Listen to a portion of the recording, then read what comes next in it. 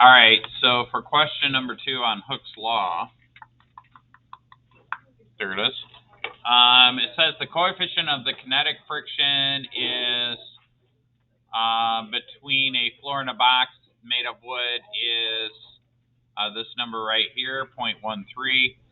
How far does the box slide if the initial speed is a velocity of 8 meters per second? All right, so this one is a combo of a bunch of things. So remember that the frictional force is equal to the weight times the coefficient. So we would say mu sub k times m times g. All right. And that is also equal to mass times the acceleration due to friction. Okay. So the magnitude of the acceleration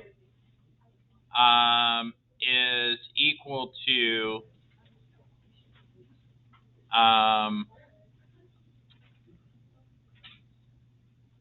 well, let's separate this. So if I say mu sub k mg is equal to the mass times the acceleration, right? Because those are both equal to the frictional forces.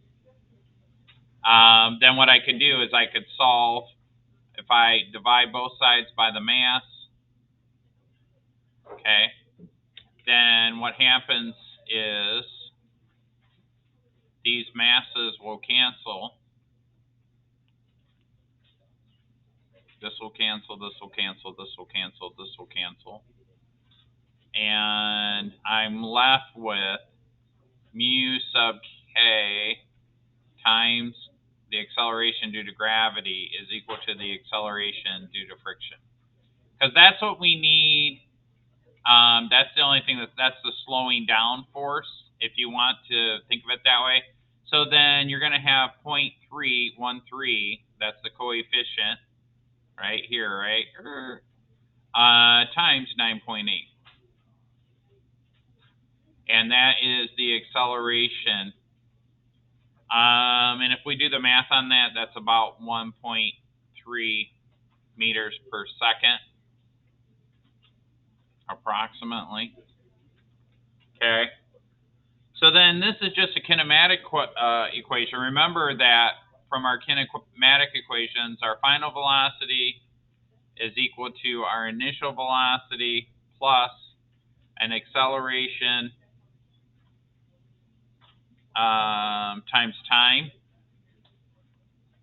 right?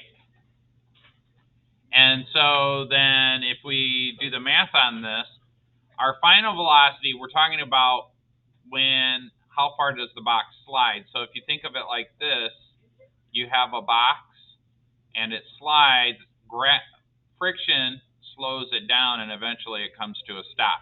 So our final velocity, we have an initial velocity of 8. We have a final velocity of 0 meters per second. So we have 0 equals 8. This is the acceleration due to friction, and it's negative because it goes in the negative direction, right?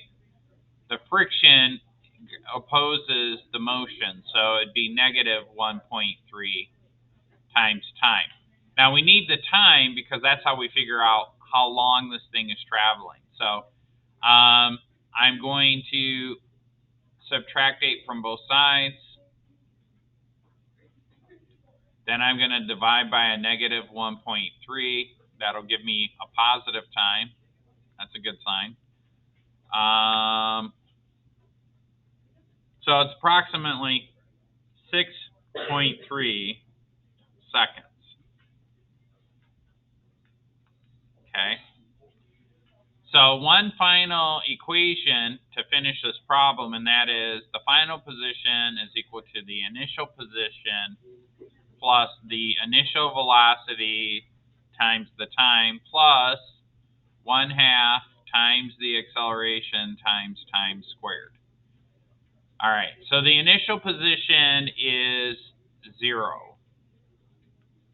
So we get our final position is equal to our initial velocity, which is 8 meters per second, times the time, which is 6.3 seconds, plus 1/2 times the acceleration, I almost said due to gravity, the acceleration due to friction, times the time squared. Now, if you plug that in a calculator, it's approximately 25 meters.